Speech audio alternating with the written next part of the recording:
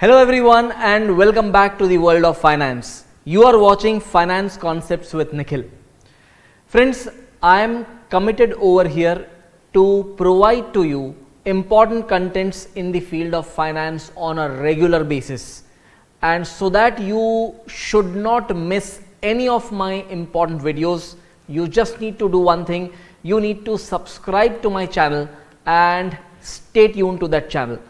And once you subscribe to this channel, just do not forget to turn on that notification bell, and that will keep you posted with all my upcoming videos. Let us move ahead and discuss the next concept, that is yield to maturity. Let me remind you, while discussing the basic terms in the earlier part of the class, we have already discussed what is yield to maturity. So basically, this is the IRR or internal rate of return of the bond from now till its maturity. So how much yield a bond can generate on a per annum basis from now till maturity is indicated as YTM, or yield to maturity of the bond. So the next point is, how do you determine YTM or yield to maturity? The YTM of the bond can simply be determined by hunting a discounting rate.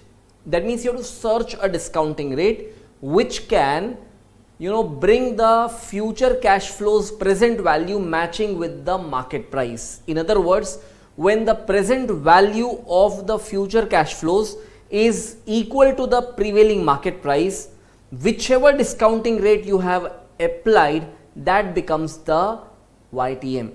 Therefore, you have only one way. You can make trials and you can figure out a range within which the YTM would lie, and then using statistical interpolation you can determine the yield to maturity or YTM rate on an approximation basis definitely.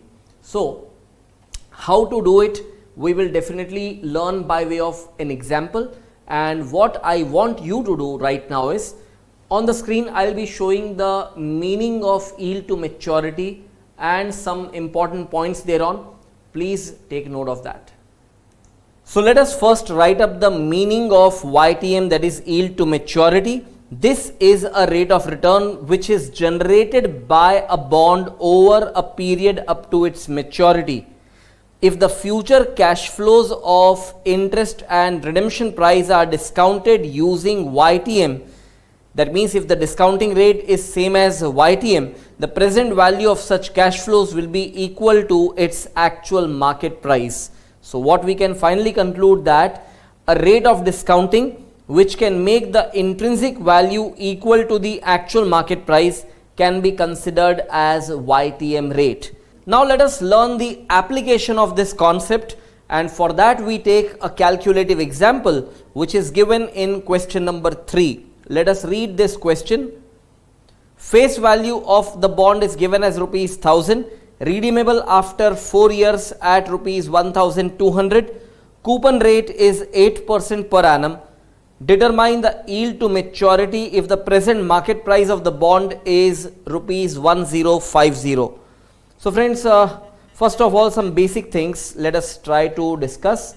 This is the current market price, and the future cash flows of the bond will be 1000 into 8%, that is rupees 80 every year for the coupon payment, and finally at end of 4th year the redemption price is 1200.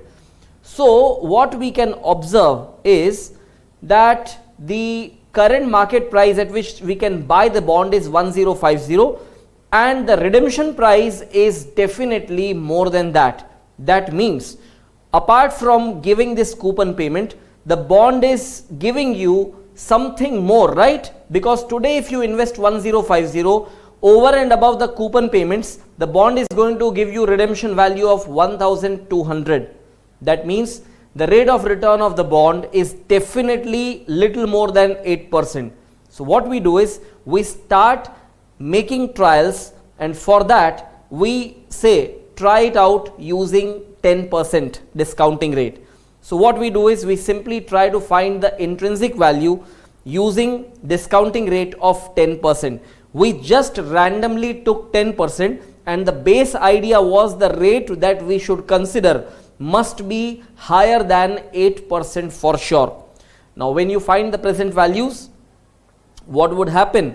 The intrinsic value would be 1073.19, and the market price of the bond, that is rupees 1050, it is lower than the intrinsic value determined above. Now let us try to understand whatever we have done over here. First thing first, we have been informed the future cash flows of the bond.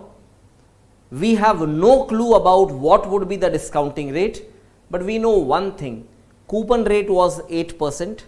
And then what we have done next is we have identified that today if you go and buy this bond in the market, it is available at 1050, but after 4 years the same bond is redeemable at 1200. That means the bond is giving you an increased value when it comes to repayment of the principal. So today if you buy the bond at 1050, you are going to get back 1200. That means over and above the coupon payments you are going to get something more. So what we have done, we knew one thing, that the rate of return of the bond would be definitely little more than 8%. So we have made a trial using 10%. If we have made a trial using 10%, we have worked out the intrinsic value, and that intrinsic value obviously is not matching with the current market price. So now you have to use your brain. If intrinsic value has to be matched with the market price, you need to either increase or decrease the intrinsic value, because market price is something which is static, that will not change. You have to bring intrinsic value in line with that. For this purpose, what we always understand is present value is inversely related to discounting rate. So if you want to reduce the present value, you should take a higher discounting rate. If you want to increase the present value, you should then take a lower discounting rate. So what we have seen over here, we have seen that intrinsic value currently is not matching with the market price, and therefore we need to now apply a different discounting rate. So what we should do ahead, please continue watching on the screen and I'll explain you. So if you observe what we have done, we have arrived at the intrinsic value calculation, and which is 1073.19, and we observe that the market price of the bond, that is 1050, is lower than the intrinsic value determined above. Now what is your objective? Your objective is to bring down this intrinsic value matching with this market price. That means you want to reduce this value. If you want to reduce this value, you should increase the discounting rate. That means right now the trial was made at 10%. Now you increase the discounting rate maybe to 11%.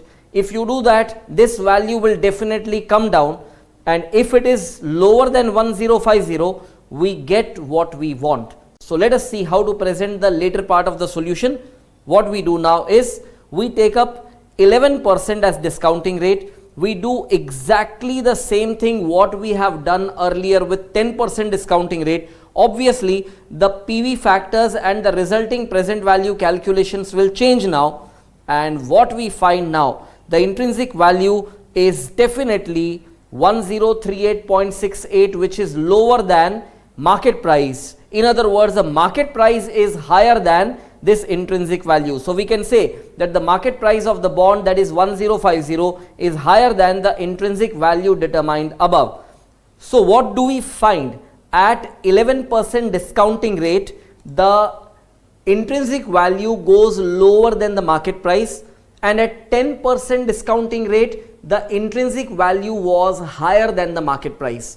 So if you want to bring down the intrinsic value at the level of market price, none of the discounting rates would work, neither 10% nor 11%. But now we have understood one thing for sure: 10% and 11% becomes a range between which the IRR of the bond, or YTM of the bond, that is yield to maturity of the bond, will exist. So friends, what we should do, we should first figure out a range, what we have done over here already, that 10% and 11% is the range, and between that the YTM would exist. So I know that you have yet to write this whole thing, so I am giving you time that you first write down this whole thing, and then we will see how to use interpolation technique to arrive at the YTM, which will be between 10% and 11%.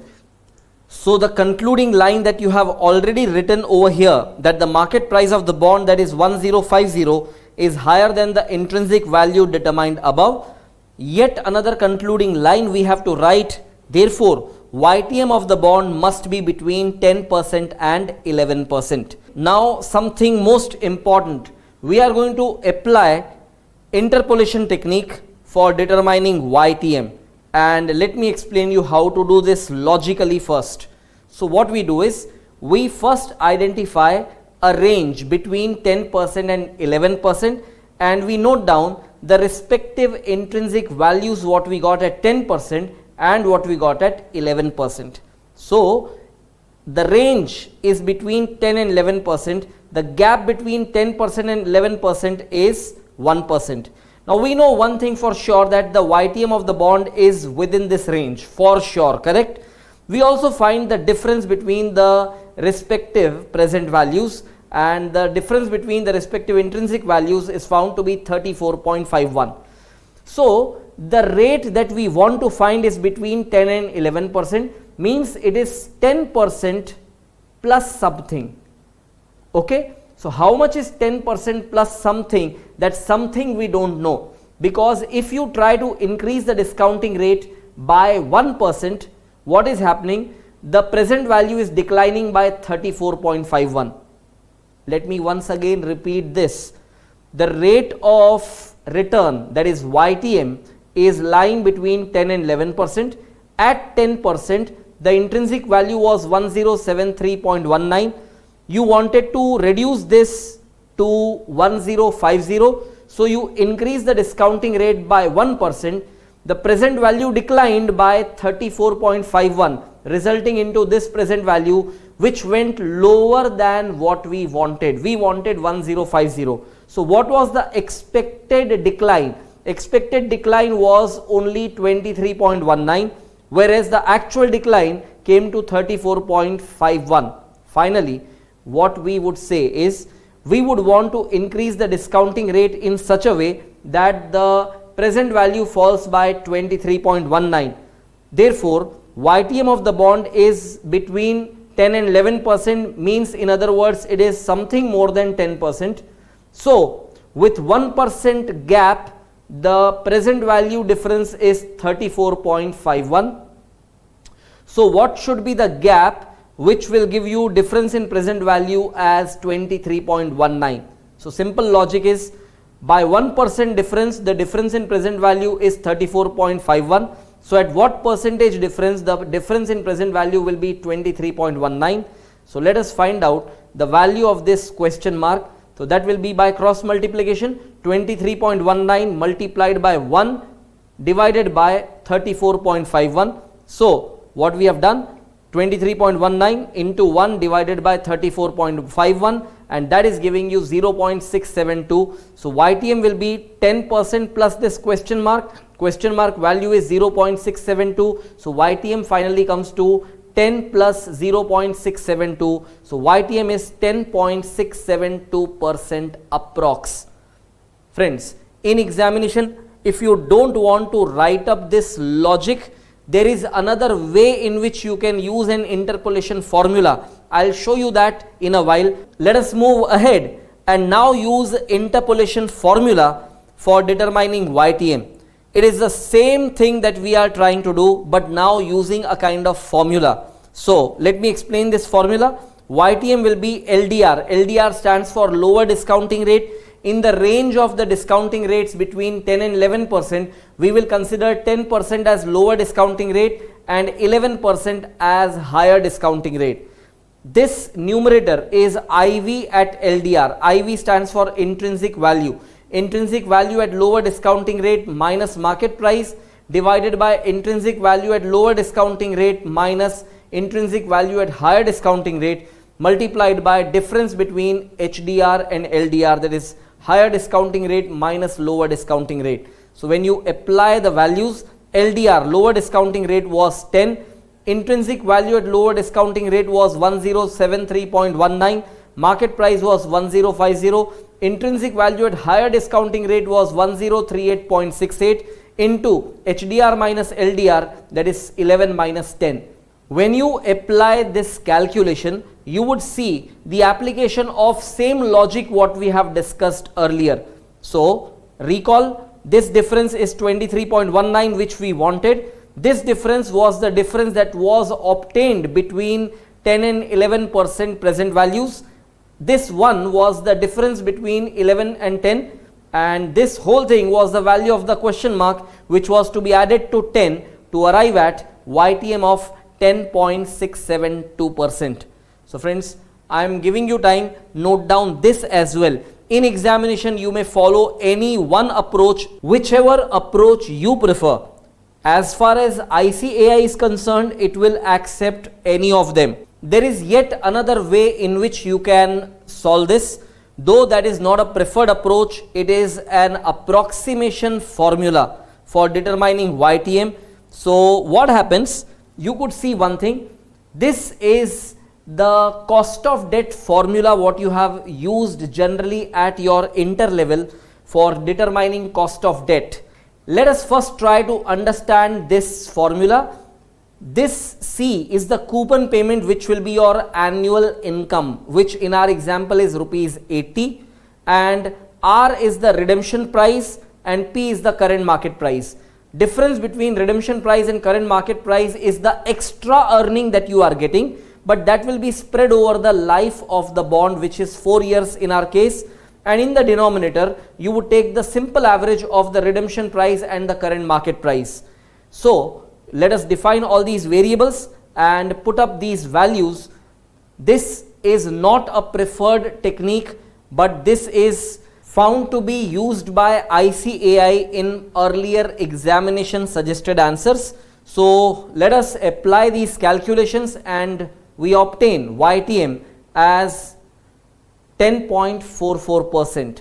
So again I am telling you, this is not the preferred approach, but this can be used in examination because ICAI would accept this also.